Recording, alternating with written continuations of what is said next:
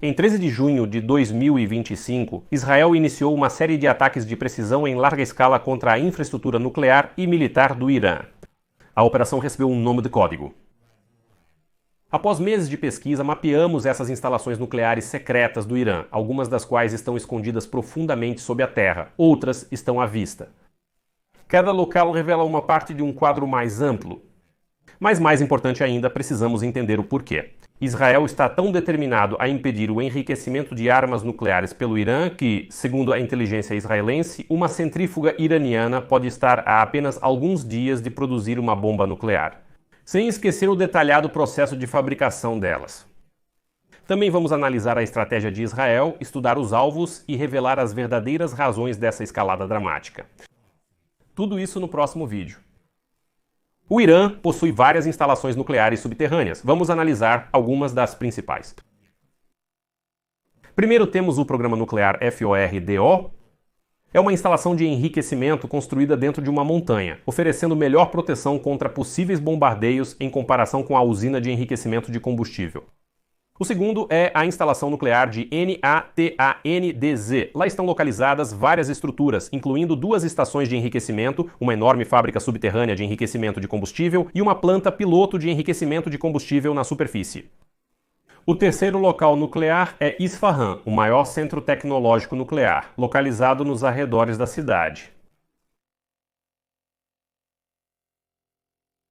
Ele inclui uma fábrica de produção de placas de combustível e uma usina de conversão de urânio capaz de processar urânio em hexafluoreto de urânio, que depois é alimentado nas centrífugas. O quarto local nuclear é Kandab. O Irã possui um reator de pesquisa de água pesada parcialmente construído, que originalmente era chamado de Arak, mas agora é conhecido como Kandab. Por fim, temos Bushehr, a única usina nuclear em operação no Irã, localizada na costa do Golfo Pérsico. Ela utiliza combustível russo, que depois é devolvido à Rússia após o uso, reduzindo assim o risco de proliferação. Vamos analisar uma versão simplificada de como funciona o processo de extração e enriquecimento de energia nuclear no Irã. Este é o minério de urânio, e ele é extraído com a ajuda de uma broca, que puxa o expansor para cima através do poço, alargando-o. Em seguida, o minério triturado vai para a chamada câmara de extração. Depois, um trator de esteira controlado remotamente, para manter o operador a uma distância segura das pedras que caem, levanta a rocha de urânio. Avançando um pouco, o urânio é então condensado, triturado e colocado em uma centrífuga para enriquecimento adicional. Todo mundo fala sobre o enriquecimento por centrífuga, mas vamos ver como isso realmente funciona. Nesta visualização, os pontos verdes representam átomos de urânio-238 e os pontos azuis representam a concentração de átomos de urânio-235. Este é o primeiro lote de urânio natural, contendo apenas 0,7% de urânio-235. Aqui nesta imagem, nós temos 5% de urânio pouco enriquecido, que é usado para usinas nucleares comerciais. Finalmente, temos o urânio para armas, que contém 90% de urânio-235. Como você pode ver, quase todo o urânio-238 foi removido e ele foi substituído pelo urânio-235, representado pela cor azul. Vamos mostrar como isso é extraído usando uma animação super simplificada.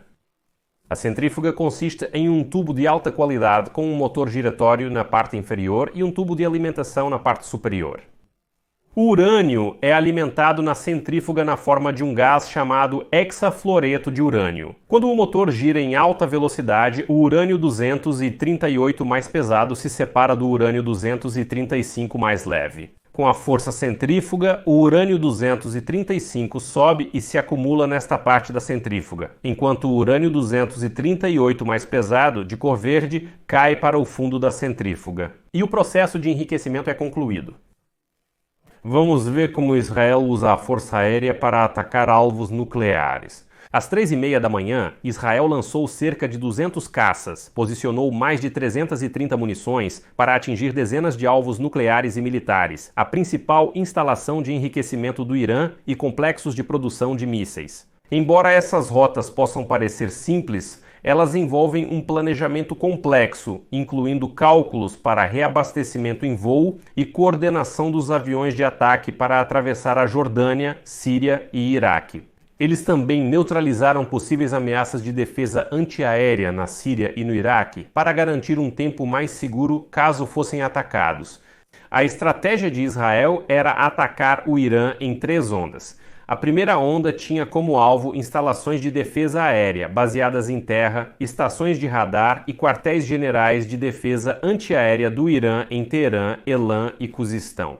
A segunda onda se concentrou na destruição de mísseis balísticos e, finalmente, a terceira onda teve como alvo as instalações de produção militar. Para evitar a defesa antiaérea iraniana, eles usaram mísseis Hawks, que deveriam atacar a partir de posições mais próximas dos alvos inimigos, sem exigir que os aviões penetrassem profundamente no território do Irã.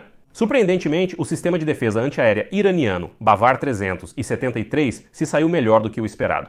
Também vamos analisar como funciona esse míssil de defesa antiaérea e o poder da Força Aérea Iraniana. Vamos primeiro dar uma olhada nos caças israelenses usados nas operações. As principais forças são o caça de quinta geração F-35, os aviões de defesa aérea F-16 e os de ataque F-15, que percorreram cerca de 1.600 quilômetros, o que equivale a aproximadamente 1.000 milhas. Enquanto a arma preferida eram os mísseis supersônicos de longo alcance e o míssil ar-terra de próxima geração com alcance estendido. Para cobrir tais distâncias entre os voos, eram usados aviões-tanque. Essa medida foi tomada caso precisassem entrar em combate aéreo com caças iranianos, além de garantir o retorno da missão. Este é um míssil balístico israelense ar-terra de próxima geração com alcance aumentado. O ataque de Israel também matou o general Hossein Salami, um dos comandantes militares mais poderosos e influentes do país. Isso também permite que a arma atinja alvos que se moveram de suas posições originais. Mas em áreas de alta ameaça, essas bombas geralmente usam um sistema de navegação inercial com suporte para guiá-las até a área geral do alvo.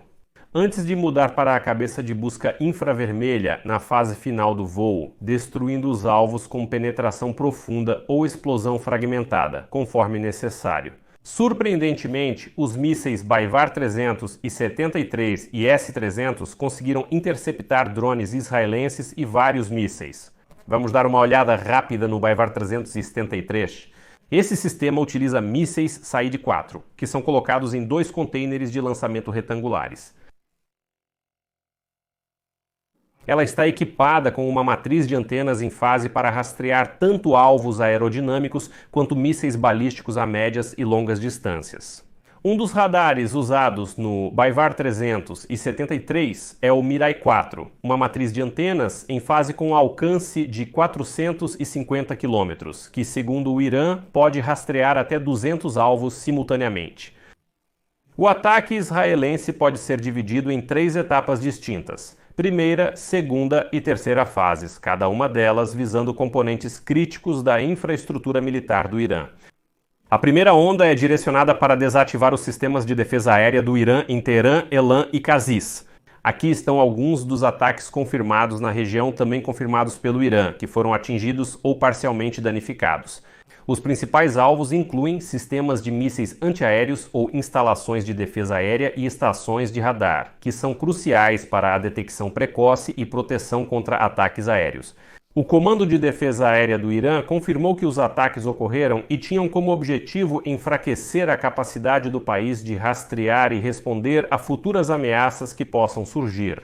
Enquanto a segunda onda tem como alvo as capacidades de mísseis do Irã, em particular visando neutralizar tanto os sistemas de mísseis balísticos quanto hipersônicos. Pelo menos 3 bases de mísseis foram atacadas na segunda rodada ou na segunda onda do ataque israelense. Drones das Forças de Defesa de Israel também miraram uma base militar secreta em Partim, nos arredores de Teherã. Finalmente, um drone conseguiu atravessar a defesa aérea iraniana e atingiu a base, enquanto outros foram abatidos.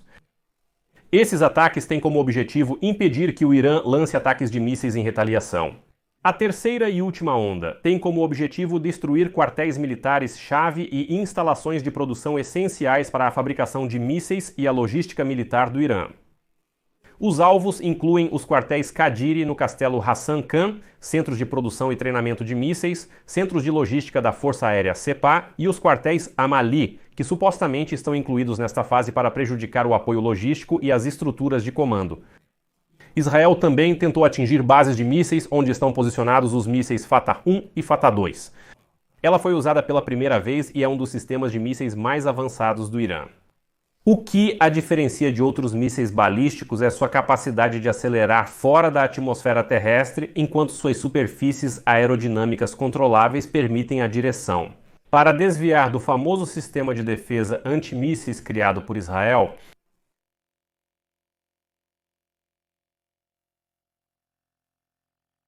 Israel também queria atacar esses mísseis balísticos terrestres que estavam mirando nas bases das forças de defesa de Israel, e Israel também quer desmontá-los. O Shahab-3 é a base para todos os mísseis balísticos de médio alcance do Irã e utiliza combustível líquido. Do espaço, satélites militares detectam alvos como este bunker fortemente fortificado. Também acredita-se que os israelenses testaram esses mísseis LORA recém-construídos. As coordenadas dos dados devem ser instruídas e atribuídas à aeronave de ataque designada para realizar o ataque com precisão, sem entrar no espaço aéreo inimigo.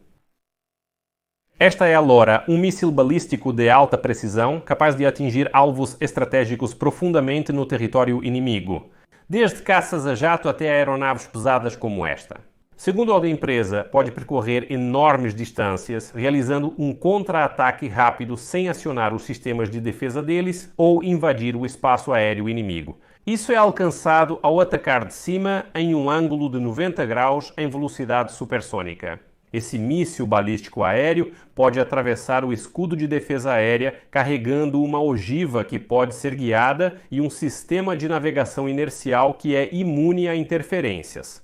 Ela também está equipada com uma ogiva enorme, que garante a neutralização de alvos críticos com um único golpe.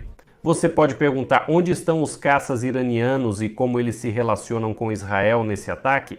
Vamos dividir isso em partes. Para combater os aviões F-16 e F-35, os iranianos têm o que chamam de ponta de lança.